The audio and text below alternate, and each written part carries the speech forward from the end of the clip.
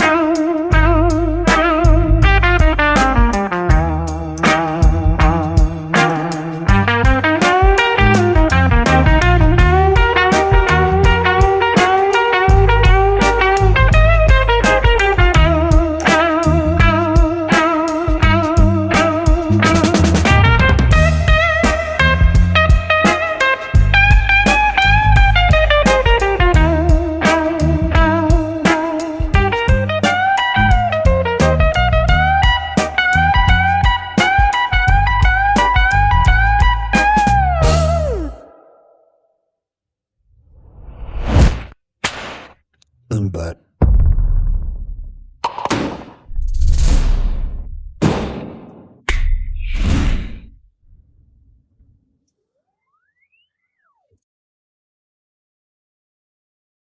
hey, welcome everybody to another episode of All Gas No Monday, right? I'm your host, Smoke, where we live every day like it's Friday. Oh man, I can't tell y'all how special this guest is today. She's not only a leader, but she helped shape my career to the leader I am today. And she changed my whole entire career by writing me a recommendation letter to become a warrant officer, right?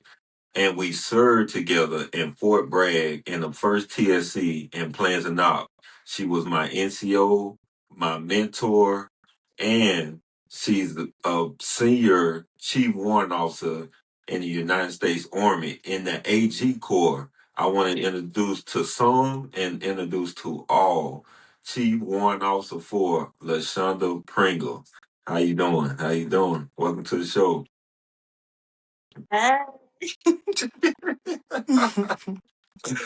Good to have you on.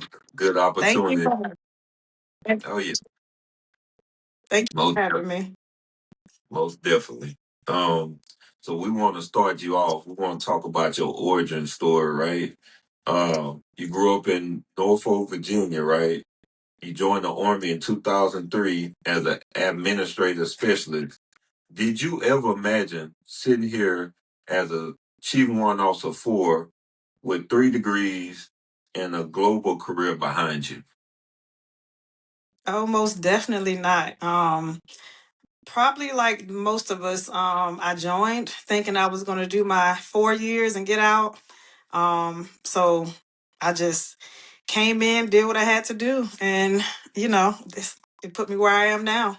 But I definitely didn't think that. I didn't know anything about the Army, honestly, when I joined. I just wanted to get away. So there was a recruiter who was in my school, there in high schools.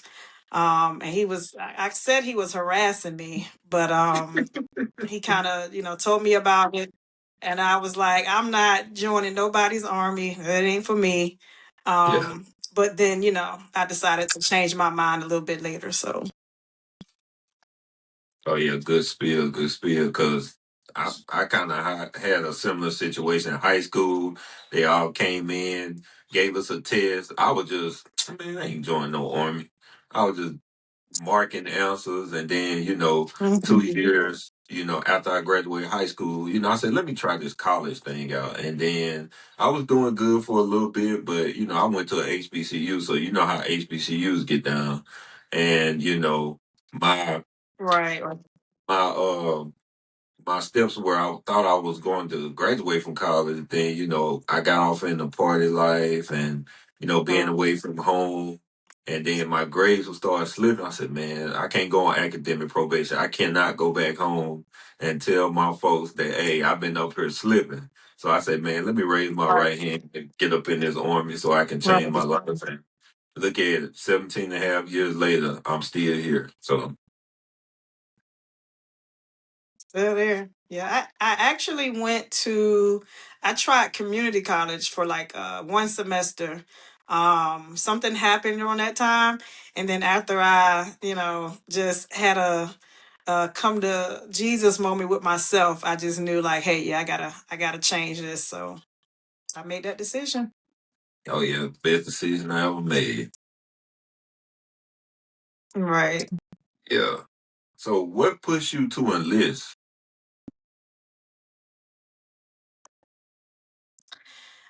Honestly, it was my living situation. There were some events going on. I'm not even gonna lie. I got pregnant and I was young. I didn't know what to do, how my life was gonna go. So, and our living situation wasn't that great either. So, I Okay. just knew, like I said, I just did like a whole life assessment of myself to, see what was going on. Like I said, I tried community college, but I only did it for a semester. Got pregnant, and then it was just like, okay, I gotta change here. I was doing other things too that wasn't, productive.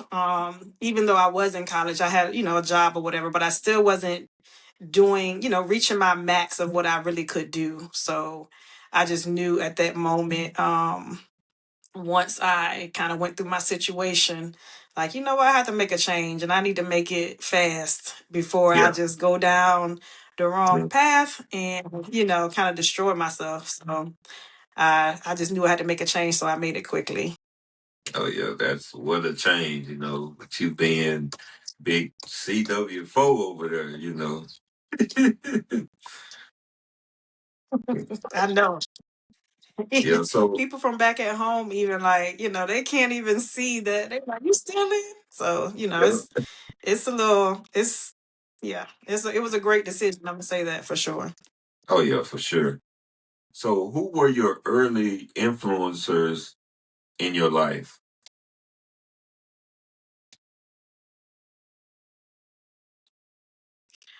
I would say with my sisters. We were like really well. I'm not going to say really close, but we were close. Of course, we lived together. But when I was younger, I didn't know it, but they actually looked up to me.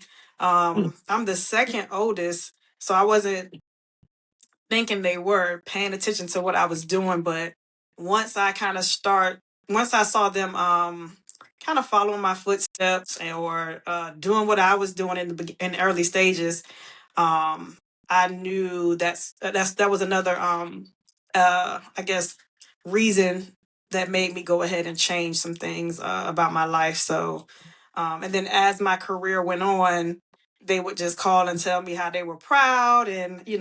that they looked up to me. And again, I still was like, why are you looking up to me? i'm just I'm just trying to make some money and do what I need to do. So but they did, and that's what made me just push harder. I had Yeah. that same mentality you had. I was like, I'm not going back home. I Yeah. don't care, if I go back home, it's me going back home, but established, not going back home, living with, my parents again or whatever it was. I just was like, hey, yeah, I'm not I'm not doing that. I'm not going to go backwards. No matter what, I'm gonna still go forward. So I just did Yeah, my best, and they were big influences of that. So yeah, yeah. Like you said, family. You can't uh have a career without your family. That's your support system. So I'm thankful for, having family and then, mentors and friends. They say the same thing. Oh, you still in the right, army? Yeah. Man, how many years you been in? Oh man, you almost there, so that's big shout out to support system that you have as well. Um, what was the moment you right, realized the army? absolutely. Yeah. So what was the moment when you realized the army was just more than a job? It was your calling.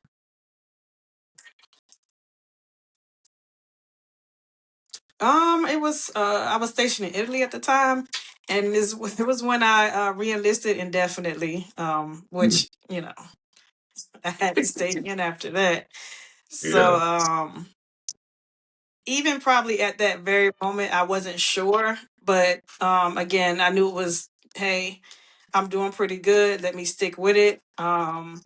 I'm not done yet, so I would Yeah. say that's when I would consider it to be my calling, to kind of stick around and hang in there. And I was actually having fun at the time too, Oh so I yeah. wasn't ready to give that up yet. Oh yeah. That's what's up. Yeah. I like it. I like it. Yeah. You inspire others. Yeah. So we talked about your origin story. So now we're gonna talk about your whole evolution, right? We're gonna flip the switch.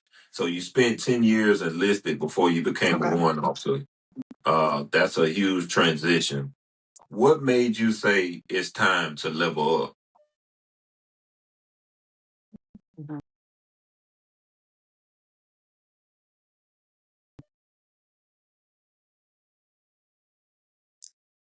Um, there was a warrant officer who saw my potential, Chief Adioti. Yeah. We were at Fort Bragg working in the Plans and Ops Division. Um, Honestly, I never thought about being an officer of any kind. I just didn't think that was my path, that was my lane. Yeah. I didn't think I would fit in that group. So honestly, I did not see that. I just saw the enlisted path. I knew about warrants, but not saying this is not the case these days, but back then, warrant officers were like, you are the elite. So Yeah. at the time, I just was like, I don't know if I was ready for that, even though I knew I was good at anything that I could do. But like I said, back then that was an elite group, and I was just like, wow, I would have to, know that I'm ready to be a part of that group. But again, when it said anything about an officer, I just didn't think I belonged Yeah. in that type of group at the time. But it was, again, and I'm so grateful because I wasn't thinking about it. But Chief Adioti, I guess he was really paying attention to the things that I was doing. And he pulled me aside one day and was like, "Hey, you need to be a warrant officer." And I was just like, "Whoa, whoa, whoa! You mean I need to be like you? Wait a minute, I, I have a lot to learn." But he told me about it, and I just knew. I was like, "Yeah, I can definitely do this." So, Yeah. but that's when I decided to go ahead and cross over, level up. Yeah, I remember paying attention to you when you was getting ready for walks and everything. You was rug marching, all that great stuff, trying to prepare Hmm. yourself physically and mentally to go to Fort Rucker and knock that course out. Yeah. Oh yeah, and that's something that again, that's why um well, I know it's probably we'll get to it later, but I always push myself. If I'm gonna do anything, I'm going Yeah. to be good at it. So, or I'm going to try my best. That's what I meant to say. I'm gonna put my best foot forward. So yeah, I was out there. I hate ruck marching too. I cannot. That's probably the worst thing that I feel like that I've ever done in the army. I'll do a PT test. I'll do anything else. But ruck marching, I feel like my legs and the distance that they always want to go is Yeah. just too much for me. But especially when it's time. But yeah, I just knew I had to get out there because hey, I wasn't going to let something that I knew that I Mm. didn't, that was kind of, I would say, my weakness, be my failure. So yeah, I was out there running, rucking, trying to learn, make sure I had my mind ready for land nav, all that stuff. So, but Yeah. it was, it's good stuff. Oh yeah. So what was your hardest part of the transition?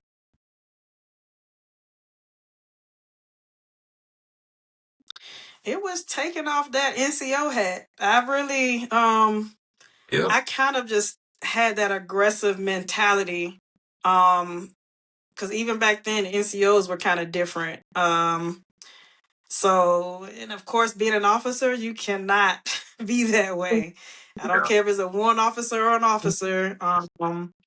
That's just not really what's expected of you once you cross over. So, I really had to tone it back. But I really didn't know that at the time. You go to school, but you're not really taught that, or it's not really told to you as well. But Yeah. my personality and my drive was up there, and I thought that I kind of had to show that same aggression, I guess, once I crossed over.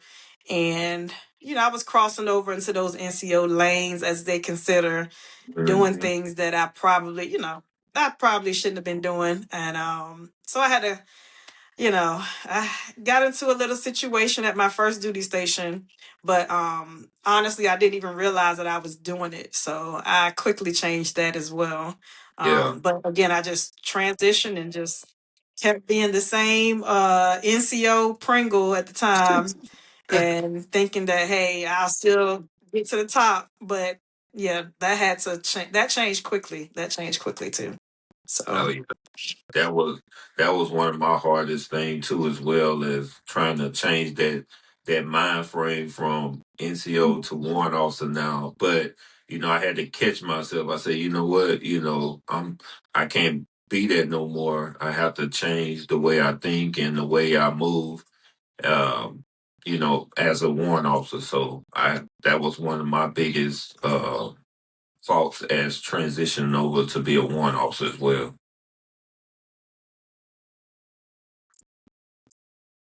yeah. And Yeah. honestly, by the time I got to my second organization, I knew to tone it back, but I guess I still showed a little bit of it. But I had a maintenance one officer who kind of pulled me in pretty quickly too, just to let me know, hey, what you're doing is not the way. Not like I was Yes. doing anything bad, but he was just like, hey, you're doing this, but this is how it really is. So thank goodness for him, Rich Brown. I'm gonna make sure he see this. He was a CW3 at the time, and again, he was a maintenance warrant, and he pulled me right on in, and he was just like, hey, come on in, young grasshopper. Let me show you the ropes. Let me tell you how it is being a warrant officer. And Yeah. thank goodness for him as well. He definitely filled me in. I started paying attention to things, to my surroundings, the leaders, and changed my perspective and I guess my demeanor when I just started doing things. So Okay. yeah. So so what did you learn about yourself during that period? I just had to adjust myself professionally. Again, and it took me trial and error, but which is okay. I don't mind learning that way sometimes. Just, try not to make it too much of a habit, but it was trial and error. But I just learned about myself professionally, and just how to make those adjustments, and I did so. So Okay. Quick little switcheroo. That's what I call it. Quick little switcheroo. yeah, So right. you made so just a few of your accolades. So you made commandant's list multiple times, right? What drives that level of excellence hmm that you have? I do it for me. I know a lot of folks, you go to the schools, somebody's telling you to do it. um, or you know, whatever reason it is, but I always drive for excellence for myself and challenge myself. Because I do believe, you know, if you try your best and you put your mind to it, if you set a goal, 9 times out of 10, you should accomplish it. If you're putting your best foot forward. So, um, if I went to those schools and I'm like, hey, I'm going to try to make something, I was like, you know, if I can't get the highest, and I would find that out by the time I take the first two tests or something like that, if I was going to get that distinguished honor grad. And then I was like, okay, you know what? I messed up there. Okay, what's next? What's the next accolade I can get? And I would just always, you know, set that goal for myself. But it was just for me, challenging myself, set a goal in place, and go for it. And I Oh yeah, always did that. So yeah. Hey, so that what makes you a yeah, great leader today. You know, you striving for that greatness, but you know that speaks highly of your character, which is good. So, you know, right. we talked about your evolution. Now we're going to get to the global aspect of your career, right? You were stationed in Korea, Italy, Fort Gordon, Fort Benning, Fort Belvoir, and now you're in Maryland, right? Out of all these assignments, which one hmm shaped you the most?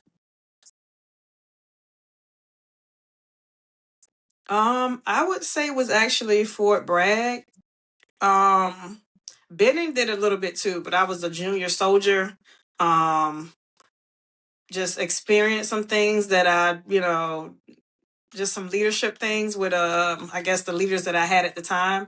But Fort Bragg, when I was in the plans and ops division, Yeah. the lieutenant colonel, the major that was in there, and the sergeant major and my two E7s, they actually allowed me to do my thing. And Oh, that's what changed. That's, you know, that's something that really shaped me because over my career, especially in the beginning, or even nowadays as well, a lot of folks, you know, if you at a certain rank, then they kind of just put you in that box. yeah. But they did not do that at all. Like, I'm not going to say whatever I wanted to do, you know, in that sense, but they allowed me to grow, to let me spread my wings and do what I needed to do. And then were able to pull me in if I just needed, like, hey, here's some guidance here and there.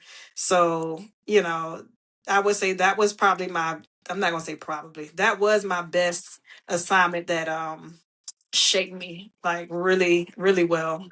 Because it opened my eyes. Like, hey, if you allow people to, hey, give them that room and that space to succeed and to grow, they will probably do that and they learn from it. And it's kind of like you know, you're still there to supervise. That's probably the better way to learn while, you know, you have leaders still able to correct you, Yeah. guiding you throughout the way. But when I tell you they gave me the reins, they gave me the reins. So I've done so many things there and learned a lot professionally. As a AG professional, I learned a lot. Then as a leader, I learned a lot there's for that as well. But yeah, that was my one assignment that definitely shaped me for sure.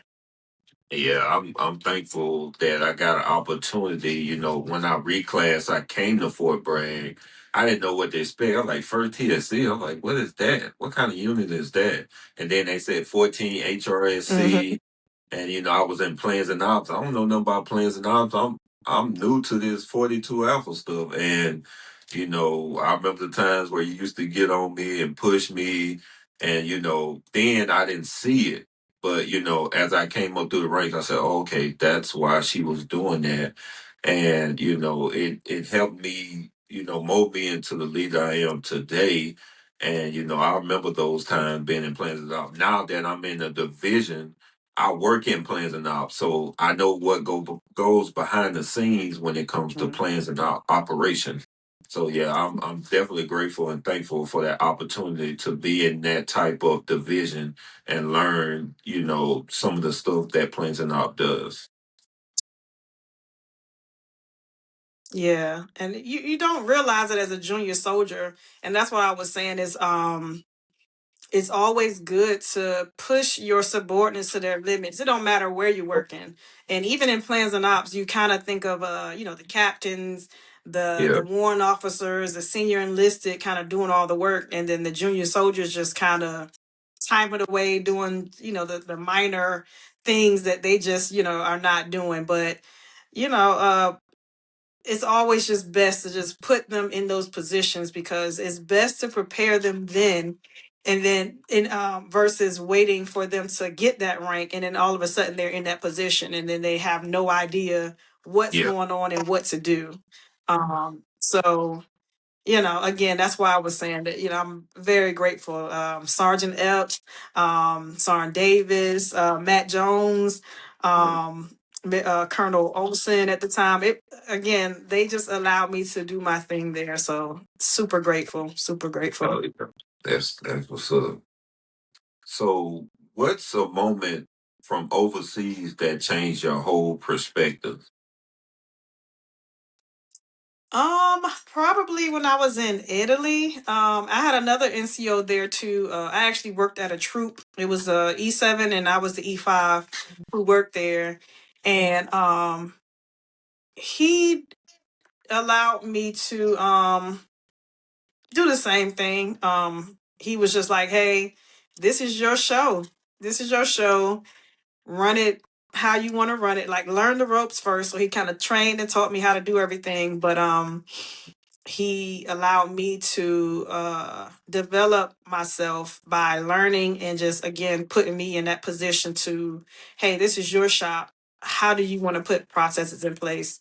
And it changed my perspective because it's like it doesn't matter what your rank is. If you are like trained and taught and you put your mind to doing something, you can do it. It doesn't matter Oh, if you are a private, if it doesn't matter mhm. who, which again what your rank is, if you're put in that position to develop and you're eager to succeed, 9 times out of 10 you will succeed. So that's what changed my perspective, not just, oh, I'm an E5, I'm just in the background doing the Yeah. small task and stuff like that. So but yeah, that definitely changed my perspective. Okay. Okay. That's a big one right there. Um. So, how did those experiences prepare you for the leadership at the Chief Warrant Officer 4 level? Good or bad, everything can prepare you for your, the future. So it was a little rough in the beginning. I would say my first two assignments, I was in Korea first, and then I went to Fort Benning. There was quite quite some turbulence there with Yeah. my Yeah. leadership. Again, when you go through things, that's how you learn the best because you're paying attention because you're going through something that's negative. So I learned a lot with the leaders that I had there at the time, and I kind of just knew what to do and not to do. And then over time, I also just learned my job still at the same time, making sure that I wanted to be an expert. And when I was at Benning, I actually was proud when the NCOs would come in there or the officers or the sergeant major would come in there. And they was looking for me and they was like, oh yeah, that's my go-to. So that made me, I was like, oh yeah, I'm that girl, I'm that HR person. Everybody want to come to me. So Oh that yeah. just, that put a little boost in me to just want to do better and learn more. And I was that type of person who, hey, if it's something that I can learn or systems I can get access to, I wanted it. I wanted to be able to know everything and do everything myself. So, again, it feels good when folks relied on you and they knew Oh they yeah. can count on you.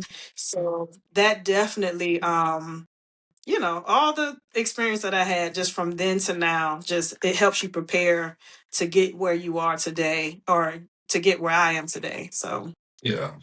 That's well said right there. That's a story that we can for another day, because I know you got stories on stories. I sure do. But I do. But yeah, we can save that for another day. We'll keep this just about the Yeah, yeah, topics. yeah. I got you. So yeah, we talked about Yes. your global journey. So now we're gonna get down to the personal one. Where I call it personal story time, right? So I met you at Fort Bragg at the first TSC. You was my first NCO in plans and ops, and you supervised me. Not only did you do that, you actually mentored me as well. You pushed me, um, and then you also wrote me a recommendation letter that changed my whole entire career, right? Um, why did you believe in me?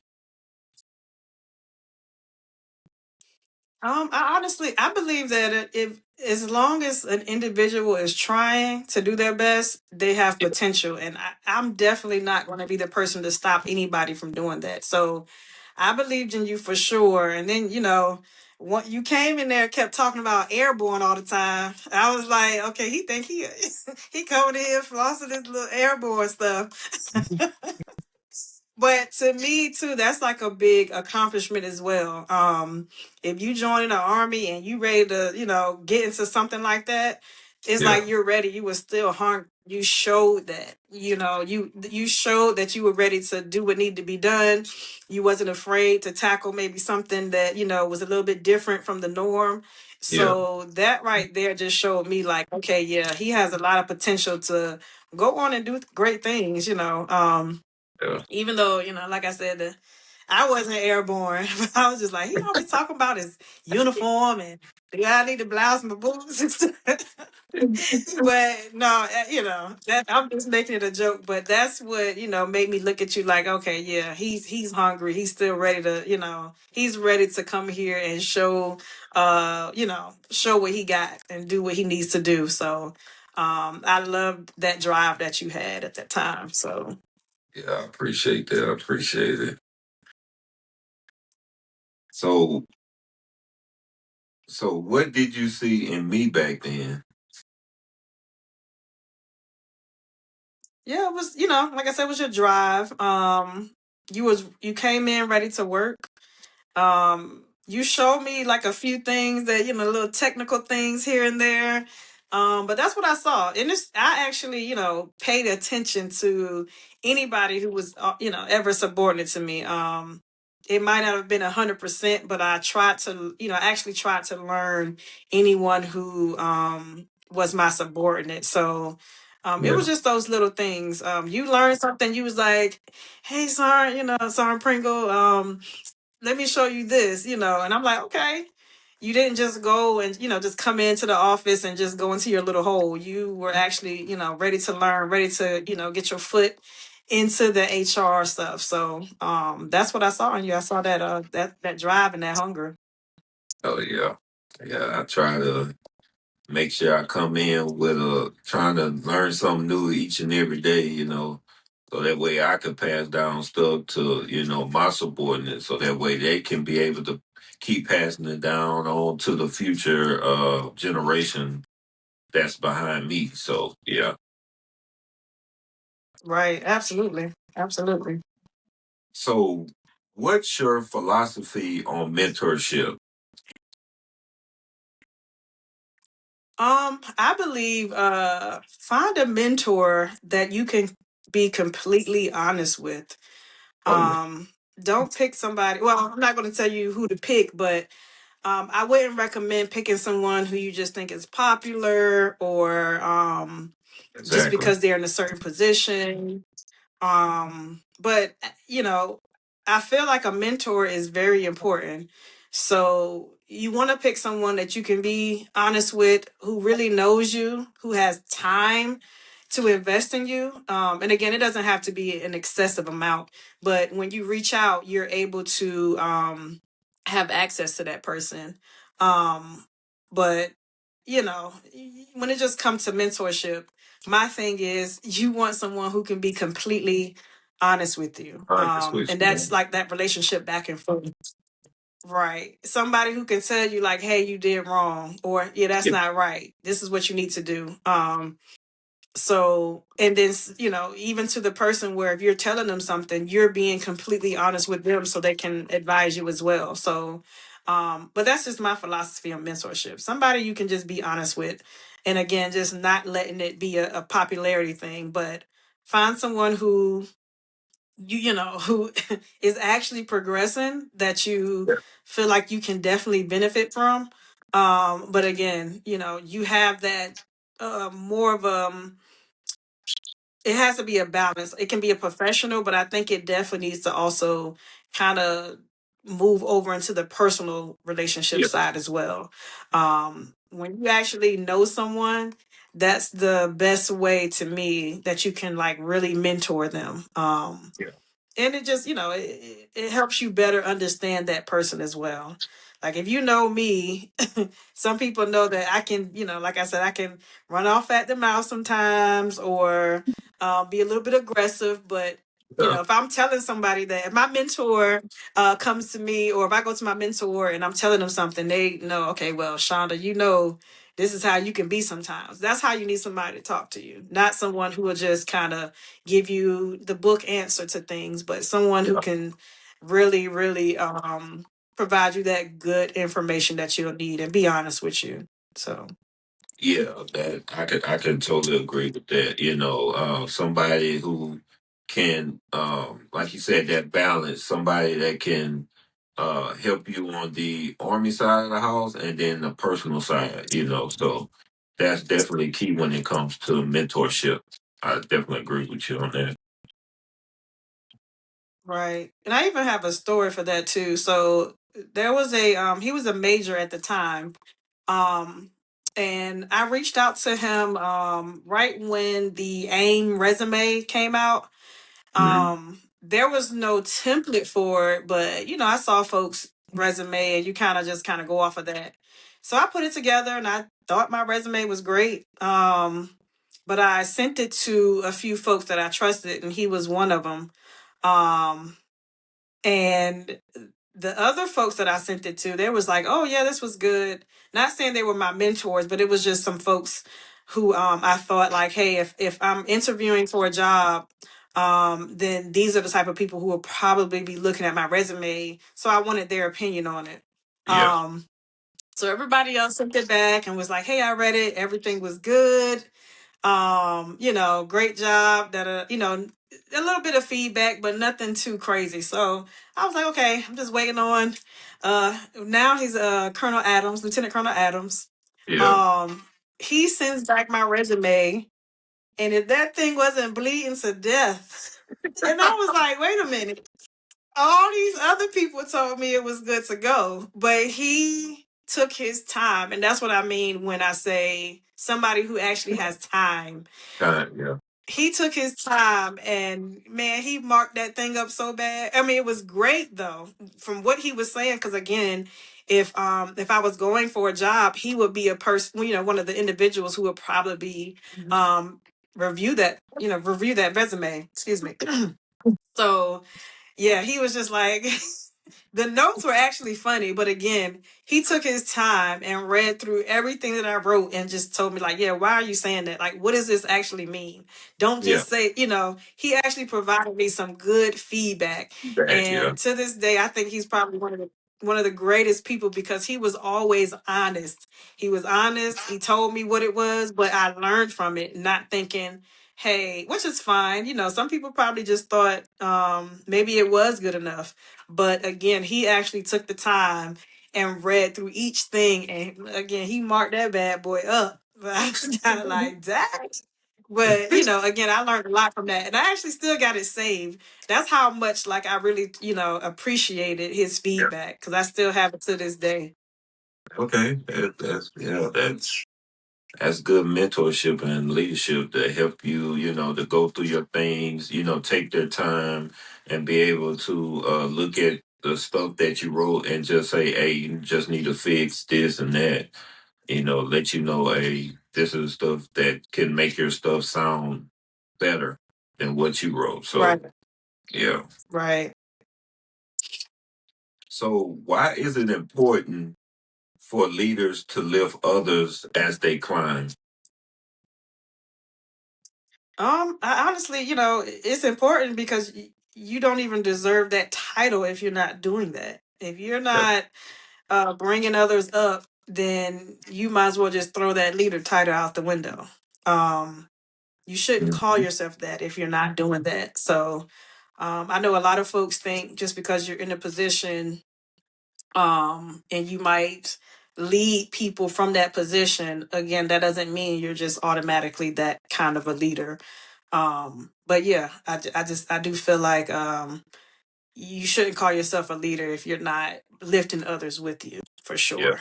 Yeah, for that, I totally agree with you. Like, you know, whatever I think you should, because I did a segment with Masson Porter, shout out to her. Um, Hmm. we talked about, what we call I call it what is it, scapegoat Hmm. gatekeeping. That's what I call it. Gatekeeping that knowledge and that information to help others behind you to get to where you at, because like at the end of the day we're not going to wear the uniform forever, right? We're going to take it off, and it's time for us to pass on what we learned or new information that we got to help the new leaders that's coming up after us, so Right. And even in aside from that, so not even thinking, hey, once I retire, if you have a shop who can't perform and you're not around, Mhm. that is the worst thing ever. That is not good. That shows that you're not leading your team. I should be able to, not be around, whether it's an appointment, I'm in a meeting, whatever it is, and anybody in my shop. I'm talking to the lowest level, E4 junior soldier to whoever, should be able to do, if not close to, just about everything, or move things forward without me being there. So that's a true testament to leadership. And gatekeeping is like the silliest thing. Like, no, what is it doing for you? It's not doing anything. You're Oh, just you setting yourself up for failure. You setting your team up for failure. And then the people also who you think you're leading, you're not leading anybody if you're keeping information. And again, it's doing that does absolutely nothing for you, because again, once you retire, what are you going to do with it? yeah, Nothing. You're not nothing. going to do nothing with it. Once you move on to that next assignment, the information that you had there, what are you going to do with it? So I just think that's just the silliest thing. I still don't understand. If leaders are still doing that today, I don't understand why.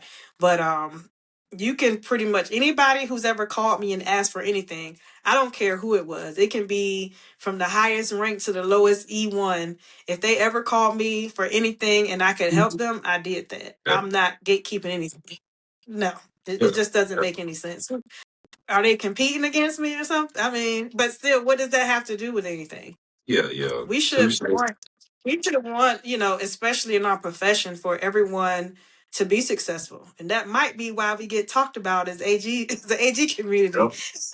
Because we gatekeep, but we need to share that information. It doesn't do anything but set ourselves up for failure. So Yeah, cause yeah. like I said, like I'm willing. Like if you like, I know you reached out to me a few times, and I was like, you like, hey, you got this policy, blah blah blah. I said, hold on, let me look, and I'll send you an example of what policy that our division has, and I can send it to you, because I'm willing to give and help.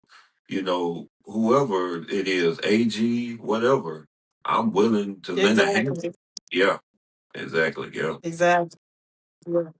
And why not? Because it's like, a lot of the times I'll get phone calls from other people, and I might be they'll ask me for things that I'm not really doing at the time. And I know you're doing plans and ops. So if they're asking me for something, I'm like, okay, I'm not going to give them something that I had from 2007 or Yeah. 2010. Let me reach out to who I know is in it now. But that's how I think that community should be.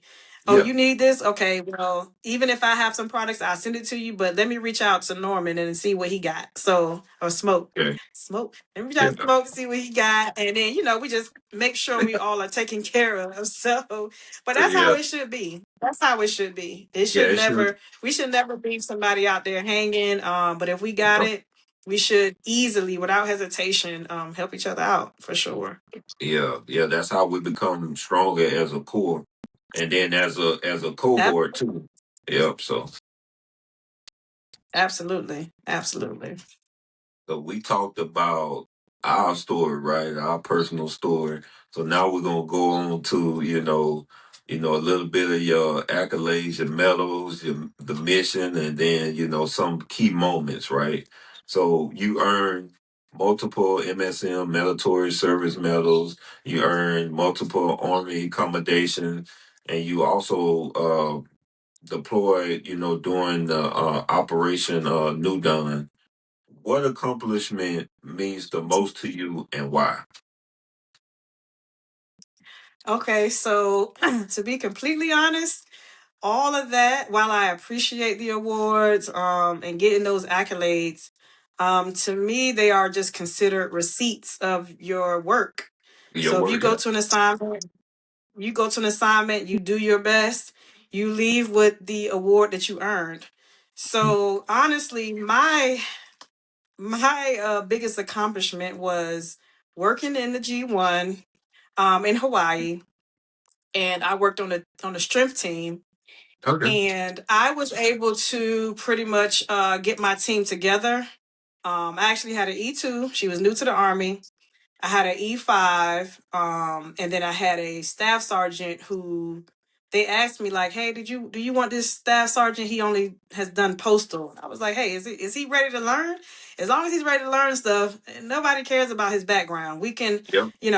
again, if you consider yourself a leader, none of that should even be a problem." So I'm like, "Yeah, if he's ready to learn, come on over." So my accomplishment, I would say, is more so training that team to where they could put together a USR brief to brief a 2-star general, and I did not have to be in there. Like, I didn't have to put it together. Yeah. Of course, that was something we had to do every month. And honestly, that was probably one of my best teams I ever had. They were, I never really had to worry about anything. But I showed them how to do things. And again, I know doing that would help prepare them for their next leadership levels. So I actually, I had them do pretty much all the work. And then in the beginning, it was more training. I was like heavily involved. Then as time went on, they would do all the work and I would just oversee, and then we would kind of go back and forth with, a little bit of maintenance here and there. And then after that, you couldn't tell me, nobody could call me and tell me that they weren't doing what they were supposed to, that something was wrong or they weren't doing what they were supposed to do. They had it, that staff sergeant and them two junior soldiers had that thing down. And USR is a huge thing, Yeah. especially in an organization that has missions going on. So, and we definitely had that going on. I was at the AFTSC as well in Hawaii, and Okay. they had the boat mission there. So USR was super important, but to me, aside from the awards and the commandant's list and all that other stuff, to me, again, that was just a receipt of, hey, this is what you did. It's not really so much of an accomplishment. That was more of an accomplishment to me, that my team was able to do the same thing that I could do, and I didn't even have to be there. And this Yeah. was again a E2, a E5, and an E6. Okay. So, but that's what I would consider more of an accomplishment. So. Oh yeah, you kept that thing rolling like King George said. Keep that train, keep on rolling. Got to. They would have fired me if I didn't, Yeah, so. true. Hey, that's true. But just to caveat on what you said, those receipts, right? A lot of times, what I see now, like soldiers, right? For example, I'm gonna use an example. You got a E7 or CW2, right? They working at division level. They impacting the whole division. And then when it comes time for them to PCS, right? Somebody put them in for MSM, and then it gets all the way up to the CG level. Now you want to deny? Oh no, because he ain't such and such. in the regulation, it don't state you need to be a certain rank requirement to get this award. If this person has the narrative and the bullets that's saying that they impacted the division, why not award that soldier that award, that receipt, as you say, right? Because they earned it. Now you Mhm. denying them, they like, man, I did all Right. this good work for the division and it just went down the drain. And now the soldier has a different aspect about that organization not taking care of them. Right. Well, you know what? And on the flip side of that, they can turn that around. Again, going through things like that teach you more of a lesson. So don't take it as a failure, but Yeah, just learn something from that. Now, when you're in those positions when it comes to awards, you know what to do and not to do. Because at the same time, you can't control what that approver, you can't control their thoughts. So they can kind of turn it around. Don't think that their hard work is like a slap in the face and like they did it for nothing. You still help somebody and help people. So yeah, at the end of the day, if you don't look at it as if you're doing it for that award, and that's why I said when people say, "Oh, I'm not doing it for an eval and award," then don't get mad when yeah, whatever the outcome is the outcome, because at the same time, you don't know what that approver's mindset is. Yeah, we know what the regulation says, but some people are just that's just their way of yeah. doing things. And I'm going to say too that same situation happened to me during our deployment. My sergeant first class, I was a staff sergeant at the time. My sergeant first class wrote me up for MSM, Mhm. and the CG was going to downgrade it because I was a staff sergeant. Yeah, But what happened was the sergeant major who worked in that division, he was like, you know what? If they're going to say no, they can say no, but it's going to be after I go up there and I have an office call with the CG. So yeah, sometimes it might, if you have a leader who is willing to do that, some people don't want to, which is fine. Again, it's just a learning lesson for that individual. Again, this is just one assignment. They'll go on to other assignments and it might not be the same, but yeah, I would yeah, just say don't allow that to change your perspective. Just take it as like, hey, you know what? At the end of the day, I know what I've done. I know the impact that I had. And just don't, don't change yourself because of somebody else's mentality. Like that's the wrong. You will never be successful if you do that. So, yeah, um, again, just turn it around, make it more of a positive. Just like, hey, you know what? I'm learning something here. And yeah, it's yeah, unfortunate you're not getting what you've earned, but again, that's that's just the way of life sometimes. yeah. So got to figure out how can I, turn this around. But definitely don't change yourself. So, Okay. but Yeah, yeah. that's Then I actually got that MSM. I got that MSM too. That sergeant major went up there hey, and he fought for it. And again, I was doing the same thing because I was just that type of person who was like, hey, I want to learn what my sergeant major is doing, my sergeant first class, my lieutenant colonel. I want to learn everything they were doing. And I actually was involved in a lot. So he knew I earned it too. And he wasn't afraid to kind of fall on that sword and just have that office call with the CG. And they gave it to me. But I knew deep down my leadership that I had there, they had my back and they knew what I earned, what I deserved. So even though they did downgrade it initially, I was like, okay, yeah, man. But I think it felt even more good that my leaders had my back in that situation. And at the end of the day, he could have did all that and the CG still could have said no. But yeah. whatever he said, he changed their mind. So that was something I was definitely grateful for. So, Okay, yeah, but yeah. that's what's up, man. I'm glad you got your receipt that you deserve. now, Right. they, now you calling it receipts. Yeah, receipts. Hey, I'm glad you said that. I'm gonna use that word. Hey, not to try to steal that away from you, but I'm gonna use that receipt. I like it. Yeah, yeah, that's what it is. Yeah. So, what's a moment in your career that tested you the most? Let's see. I would say maybe when I was at Fort Benning, there was just a lot going on in that assignment. I was transitioning from a junior soldier to an NCO. And Yeah. again, just I would say it was me still in my civilian life a little bit, I guess. So I was still Shonda from Norfolk Yeah. mentality, but I still was great at my job though. I still, was a hard worker and everything, but if someone, talked to me crazy, because back then the army was a little bit different. People, they'll talk to you, but it was kind of more on a disrespectful side. It didn't matter if you did anything wrong or not, So um I would say that was probably where I was tested the most. Almost got in trouble and all that stuff for that. So it tested me. That was another time I just knew I got to get myself together. I got to change some things, but I still just, was like, hey, I didn't want to be disrespected. That was, Yeah. that was just me. So, but Okay. yeah, I was tested for sure. Yeah, I think we all been tested a little time here, going through the military. So Oh yeah, if you've been in for sure, I would say even if within 4 years, if you haven't, then I would say at least in 6 years, it's something that's probably going to happen.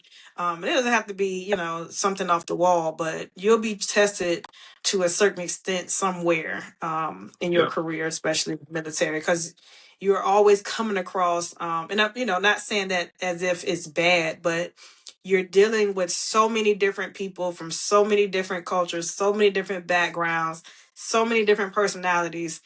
There will probably be a time where it will clash. So you'll probably go through something. But yeah, yeah. that one is what tested me the most. But even though it took me some time, and I just continued to self-assess, I just knew I had to kind of adjust things on my end too, to not get kicked out or get in trouble again or whatever it was. So, but that tested me the most when I was at Fort Benning. Yeah. Okay, all right. Yeah. Good to know. I never knew that. You've been tested in that aspect, but I mean that's good to know. That can help. Leaders that's going to listen to this or some of my followers that whatever you go through is not you, right? You can overcome it and you can push through. Absolutely. Absolutely. Because if anybody, like I said, if you really know me or knew how I grew up, where I'm from, trust me, I could have reacted to a lot of situations totally different. But you just gotta know, learn how to not allow someone else to kind of change your path, So, and it could be hard. Sometimes, we just react to things, and I did that a lot in the beginning of my career, but after I would say Fort Benning, and I just was like, oh, they could take my rank, they can take my money, all this stuff. I just knew, okay, all right, especially for somebody I don't like, why would I allow them to, change what I got going on? So I just knew, okay, how can I overcome this? So Okay. I had to figure that out fast. Yeah. So, what's a moment that made you the proudest? I would say throughout my career, it was being selected for Warrant Officer. And only because even though I knew I was trying to be top tier at everything that I did, I just Yeah. wasn't sure that I would be selected. And I say that because what a lot of people don't know is I did not come in as a 42. And I came in right around the time when our series was at the 70 series, 71 series or 70 series, I would say overall. Yeah. I was never that. I was a secretary. I did not know anything about the true HR part. I came in as a 71 Lima, where you're Mhm. supposed to do letters and memos and stuff like that. And they taught me how to address an envelope.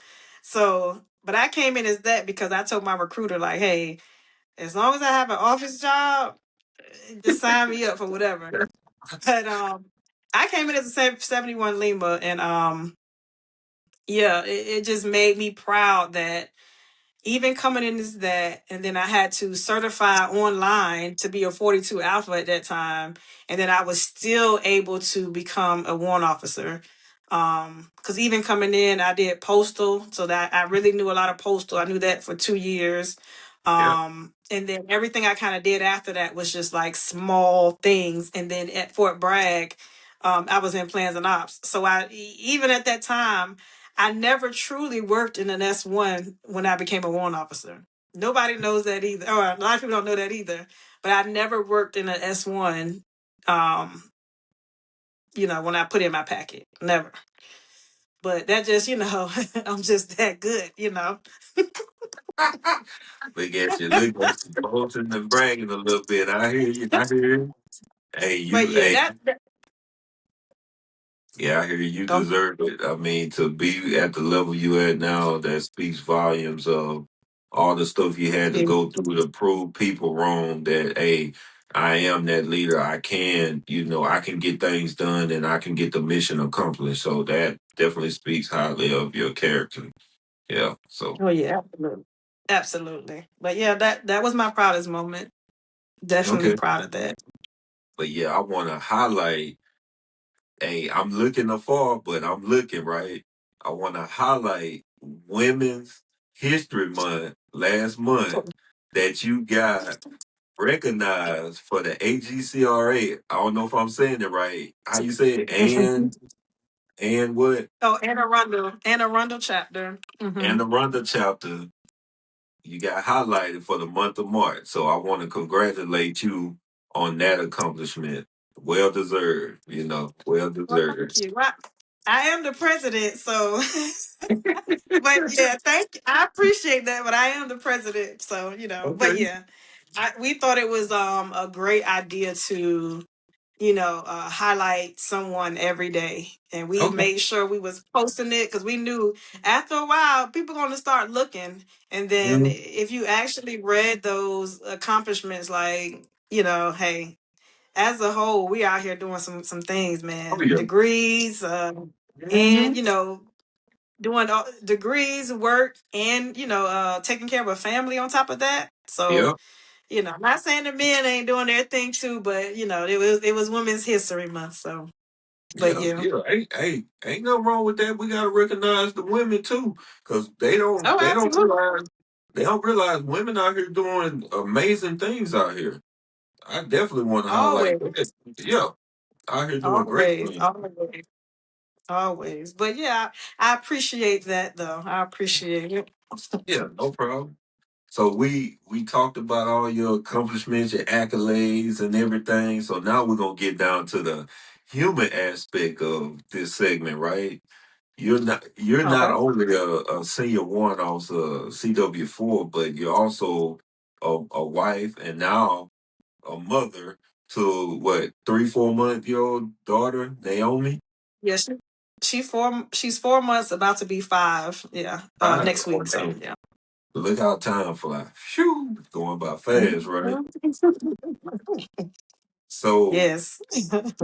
so how has motherhood changed your perspective on leadership and legacy? I would say the difference is, as a leader in the military, I would say, you try to guide folks, they go on to do their other things, or they can take your recommendation and not do it. And you can tune into them or call and see what's going on. But, being a mom, it's like you actually get to see the results. Oh yeah, She's going to be with me of your leadership. So, and then, she's going to be taking my advice, my recommendations, and as time goes along, I'm going to be able to actually see that. But in the work life, you'll provide your recommendations, but you hope, hey, this person goes on to continue to do great things. But then your own child is just like totally different. Now you're like, I got to make sure I'm intentional about everything that I'm saying to her, that I'm showing her. just to make sure that she's on that straight path. Yeah, we know they're probably going to still do their own thing here and there, but at least I'm really, now I know it's like I hope she really pays attention to me, because Yeah. again, you never want your own children to either go through the things that you had to go through or just go on that wrong path. So this time around, it's just more intentional and more, hey, let me make sure I'm doing things the right way, being that example as well. I can't, anybody else, you can, hey, make sure you do this, but they don't have to be around. They'll go on to Yeah. another assignment, or it can be someone who's stationed somewhere else.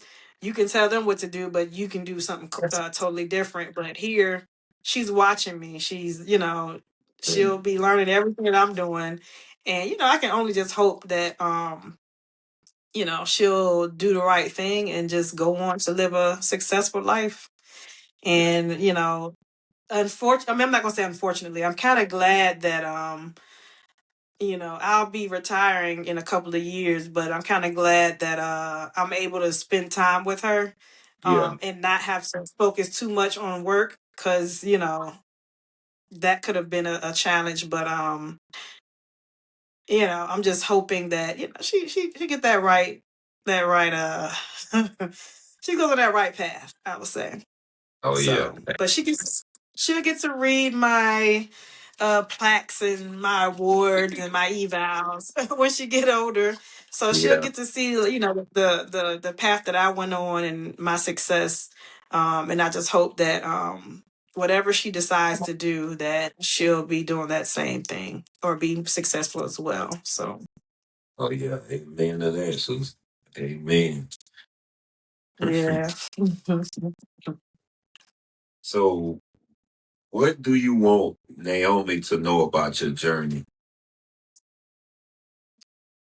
um that her mother just did her best in everything, that she put her mind to, I would say. And even if you fall back or you kind of get stuck or whatever, just know you can get out of that. Everybody kind of goes through that too, because it can be overwhelming at times. You can get exhausted, but just knowing that, you know, that the journey can continue and it can be almost what you want it to be.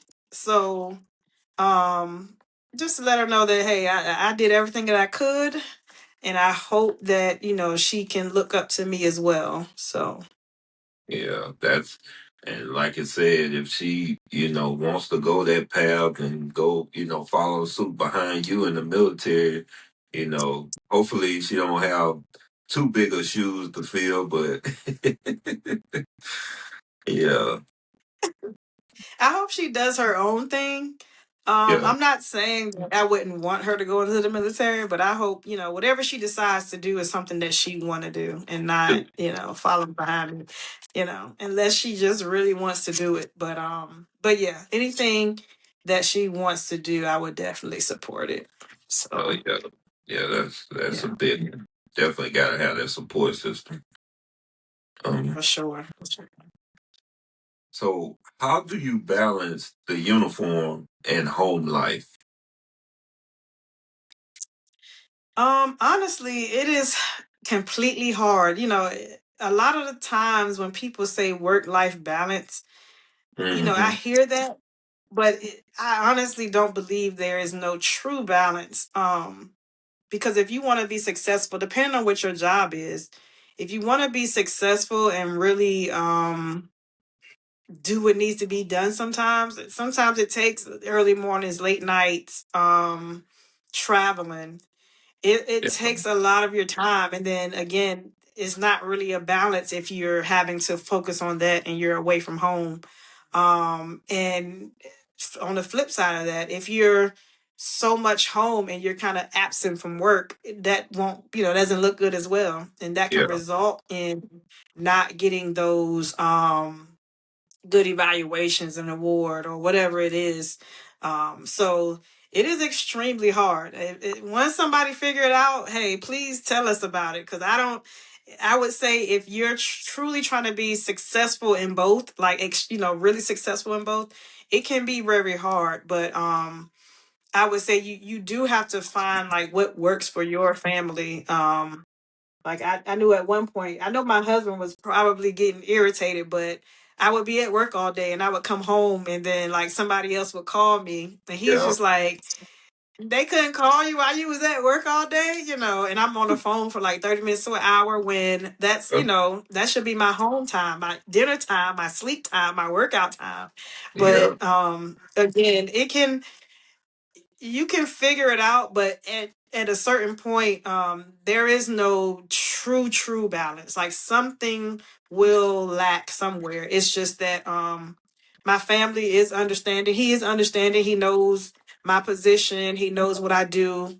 And he knows that people rely on me a lot as well. So even though he's probably like, okay, here we go again, he is Yeah. understanding. Um, and honestly, I've probably just made sure I like, try to take care of work things. But I'm, like I said, going into that retirement stage, I'm changing that for sure. So Okay. yeah, Yeah. that will be my new balance. Yeah. Hey. So yeah. Yeah, I totally understand because I know my wife. I know it tends to irritate her sometimes. Like when we go to the field, or sometimes like you could be chilling at home, you be on leave or something. Somebody got to hit you up, like, "Hey, Chi, can you do this, do that?" And it's hard to, for me, it's hard to say no, right? Because I'm the Right. type that I try to help as much as I can.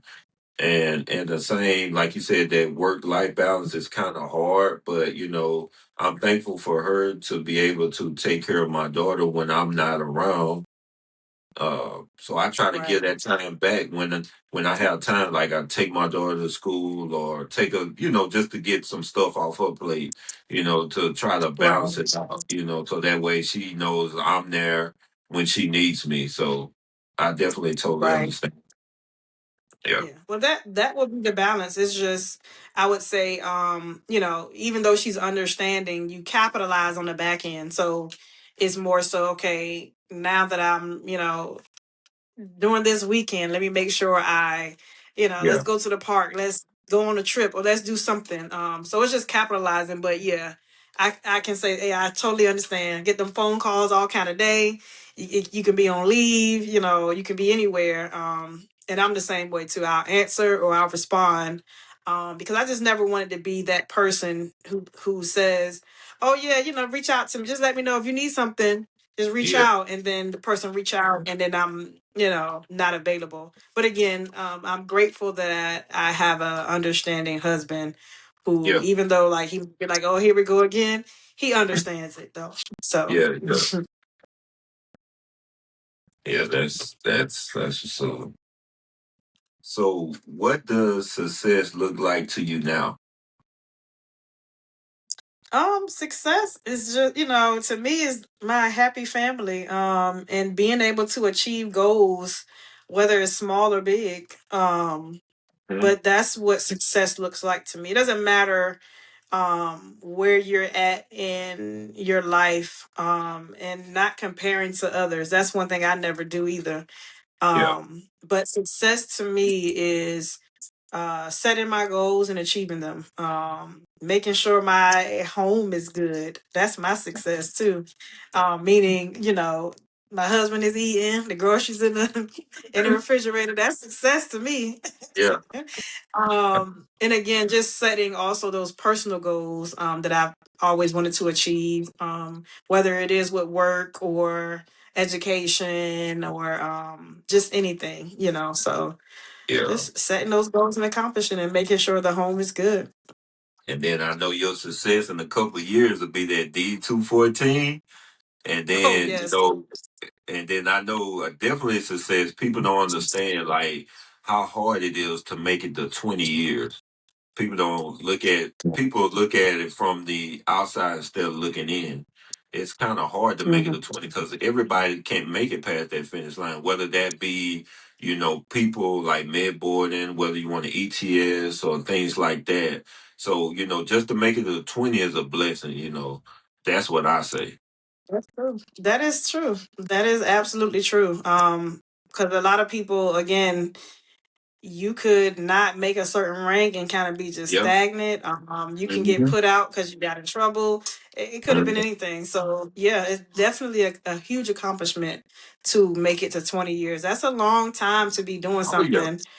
Um, I think the saving grace for us, well, for me, I would say, I'm not going to speak on everybody else, but was being able to kind of move around, travel, Travel. Yeah. and also just meeting the different people. So, even if you kind of was, got a little bit of, hey, this job is enough, it's time for me to move on. Then you were Yeah. able to kind of, go to a new location, go to a new duty station, and do a new job somewhat and meet new people. So it kind of changed it, and then it gave you something to look forward to go to your next assignment. But yeah, Mhm.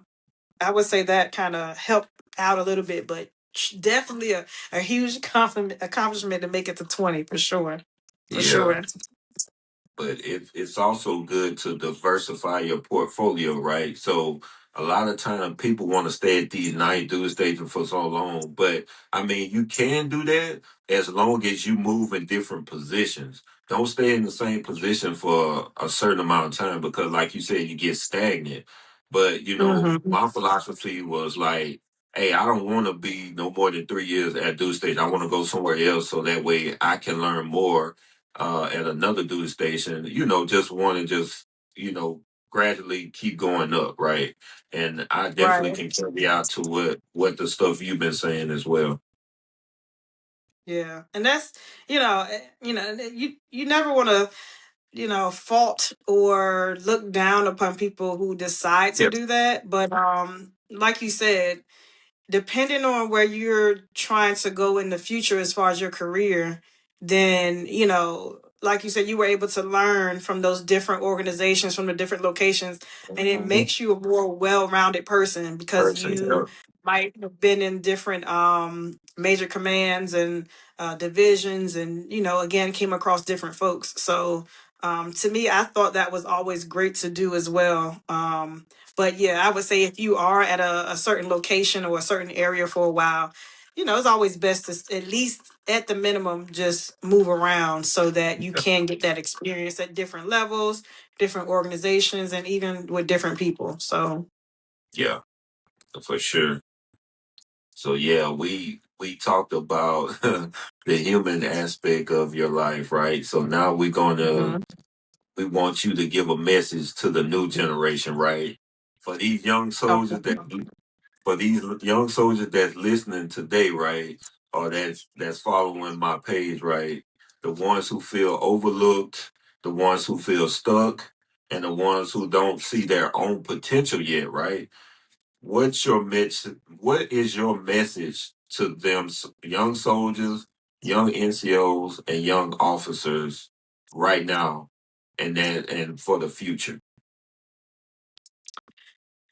Well, I'll go off the first word you said is if they feel like they're being overlooked.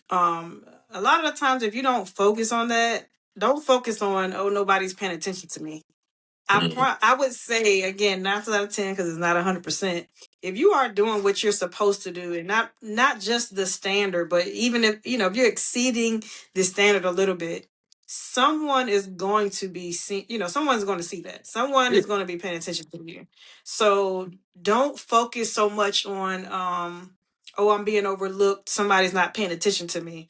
I never really did that. I just was doing, even as a junior soldier, I just never really paid attention to that. I just knew like, okay, this is something that I want to do, or this is where I want to be in the future, and I'm going to, press for that.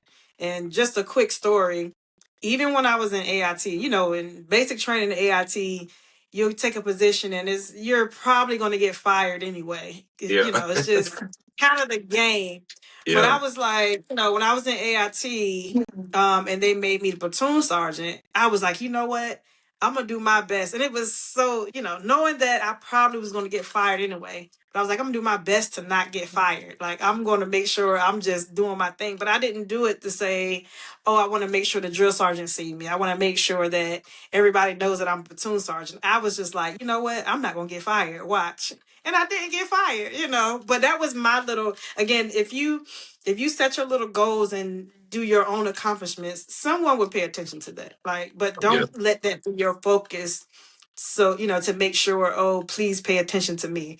I promise you, if you're doing what you're supposed to do and exceeding the standards, somebody is going to notice that. Somebody's Yeah. going to see it. Just like I said before, Chief Adioti, like, when he was like, hey, you need to put in your packet.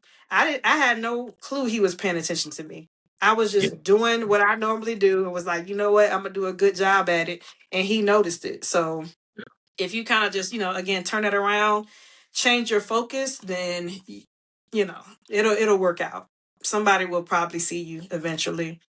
And Yeah. then you did say if you feel stuck. So most people kind of go through it. But just, take that time to do a self-assessment and see how you can get out of it, and even if it's just increments, just do that. At least you're moving forward. So or just find somebody you can reach out to talk to and get some advice and some counsel, some mentorship from them as well. Yeah. But don't just stay there.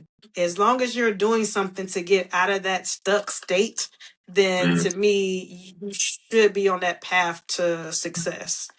Yeah. But yeah, just my thing that I would always do is just constantly assess myself and say, hey, what can I do to be better? What can I change? Um, how can I get to this goal or whatever? And then I move towards that, not just thinking about it or talking about it, but move towards it. And again, if you need somebody to talk to, reach out to someone again that you feel like you can talk to, that can maybe give you a little boost. And sometimes again, we're not like robots and machines. We go through Yeah. things, we have emotions. So sometimes you just need it. Again, I went through it a couple of times where I was depressed. I didn't show it probably. I just kind of but I knew like, hey, I was supposed to have finished college 2 years Yeah. ago. What am I doing? It's little things like that. But that's why I think it's important. Just assess yourself. And if you know you had goals that you set and you have not accomplished it when you set your deadline, go back and see why, and then figure out, okay, what am I doing and what do I need to stop doing or what do I need to start doing to get back on track? So as long as you don't stay there, then you can get out of that state. So Yeah. That's some wise words from a great leader. I'm sure. Yeah. Hey, so what advice would you give someone thinking about becoming a warrant officer? You know, just if you want to become a warrant officer, um, just look at yourself. If you're up for that challenge and you want Yeah. to continue to be a part of that, or continue the legacy of being a part of the elite, then Mhm. go for it. But continue to hold that standard and keep it a high standard. So I've heard some folks say, "Oh, I want to be a warrant officer because I'm tired of leading soldiers."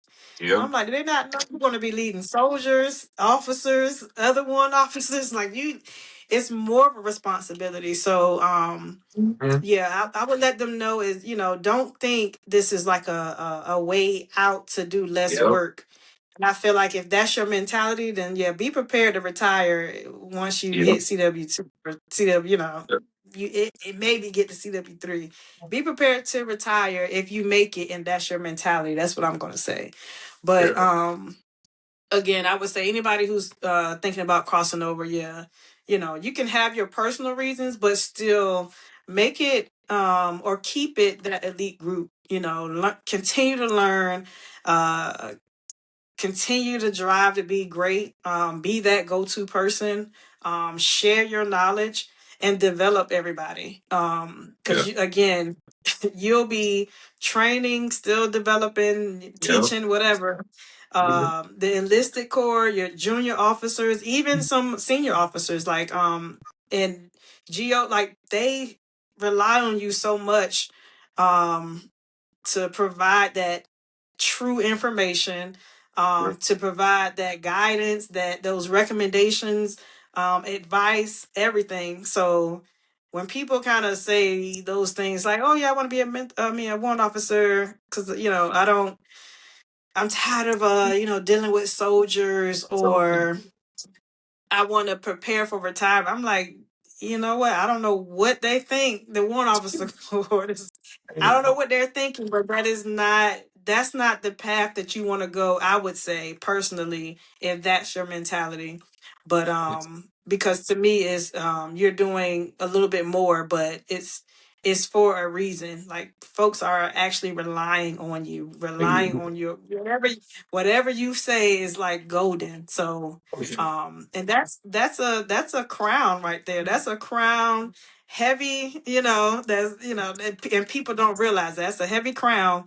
But honestly, to me it feels good when someone is listening to what you're saying and they're like, okay, yep, that's what we're going to do. They cherish your advice. So but and it's again, it's a heavy responsibility, and I don't think a lot of folks know that, but they might find out once they become one, but that's when it's too late. So again, just I would say anybody who is thinking about it, be prepared for that. Don't think all of a sudden it's going to be less. And if you do experience that, well, maybe good for you. But again, I would say be prepared to retire as a CW2 or maybe a yeah. CW3. Um, or, like I said, maybe CW3 or whatever, if that's your path. So, Yeah, so they don't understand. Like you said, as a warrant officer, we still coach, teach, and mentor, right? The young soldiers, even junior officers that first coming in, they rely heavy on the warrant officer because they know we have that NCO experience and everything. Just a little small story, like, you know, once I became warrant officer, when I came to the cab, I had an OIC. And I advised him, I said, hey, sir, he had just had a baby. I said, hey, sir, we got a new commander coming in. I don't suggest you take the whole 90 days off for your parental leave. I said maybe you take a month here or two here, so that way he can see your face. But all he knew was me because I was acting as the OIC. And so when he mhm. came back on board, before he came back on board, we were sitting at a meeting at division and the brigade commander just blasted him out. I don't know who that is. And I was like looking like, wow, that's that's astonishing that you're talking about your OIC of the S1, but Mhm. it's I just had to roll with the punches. But I advised him, I told him, and he had a hard time because they went to UCOM together, and he was Mhm. going through the battles with him and all that, and I told him, I said, sir, see, I try to advise you, but I can only do that advice, but I can't do nothing else. But they only can take my advice and run with it, or they could be like, "Nah, we going this way." But that's what happened. Well, Yeah, you know what? And sometimes even if they don't listen to you, he'll learn from that as well, So he'll probably look at that as, okay, you know what? Maybe, I should have listened more to what you said. But and even next time he'll probably listen to you then, or yeah, take your advice, or even if it's not the entire thing, he'll probably be like, okay, you know what? Yeah, you know what? I was thinking about doing this, and instead of doing, 100% of what I was thinking about doing, I'll take some of your advice and do a little bit of what I was going to do, and then make it happen. But then, they'll change their mindset when it comes to things. So, um, you know, that's just the nature of the beast. Some people will yeah, listen, some people won't, but oh, you yeah, know. yeah. So, what's your biggest misconception about leadership in the army? I think the biggest misconception is if I have the rank and I'm in the position, people will follow me. Mm, I think as a leader, you definitely got to be able to influence. yeah, you have to be able to uh, build that trust with people, and you have to be present. That's one of the biggest things that I think. You know, being present, I think is a huge thing, and also trust. I know, like my colonel, who or my brigade commander, he trusted me a lot. So to the point where like I could go to his office in the morning. I knew he would get there a little early because I would too. Yeah. But I would go in there, and normally I'll just poke my head in there like, "Hey, sir, anything you need from me today?" As his J1. And then he just started looking forward to, oh, just come on in, just to vent and talk. Yeah. So when you build that trust with folks, I think that speaks volumes. But yeah, I think the biggest misconception is people just thinking, oh, I'm in the position, or I have this rank, and now I'm a leader, or everybody should follow me because I'm in that position. But I just feel like those are the three things that I think you should definitely display: is be present, show up for folks, but being present, people have to trust you. Yeah. Because even my subordinates too, I wanted to allow them space as well to come to me. And even if I say, hey, yeah, this is a plan, this is how we're going to do things, but to come back to me and say, hey, chief, have you looked at it this way, or do you think we can change it a little bit this way? And I open the door or allowed them to come and do that as well.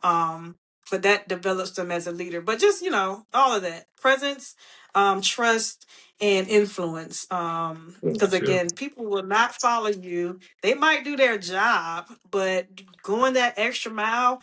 I have folks who support me in everything I do, but it's because I think they believe that I'm just present, and they trust me. So anything that I'm doing, it don't matter what. I can be selling the double good popcorn. They're like, "Oh, you doing that cheap? Okay." Or, "Hey, I need somebody to come. I'm coming here. I got some boxes or whatever. Oh, cheap. Oh, everybody get you. So those Yeah. type of things, people will drop things to help you. If you're there, if you're present, they trust you, and you have that influence over them. But yeah, so Yeah. So y'all hear it, ladies and gentlemen. Chief Warrant Officer for Lashonda Pringle, a leader, a mentor, a powerhouse in the United States Army. Man, so if you watching this video right now or you looking on your screen, y'all need to like, share, and follow because this is a powerful message that you don't want to miss.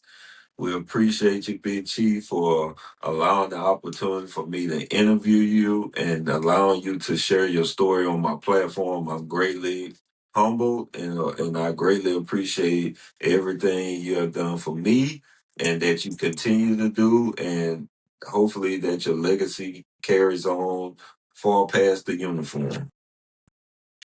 yes. And thank you for having me. This is my first time on a podcast, so I appreciate it. It was fun. And hopefully I can do it again. We can do this again.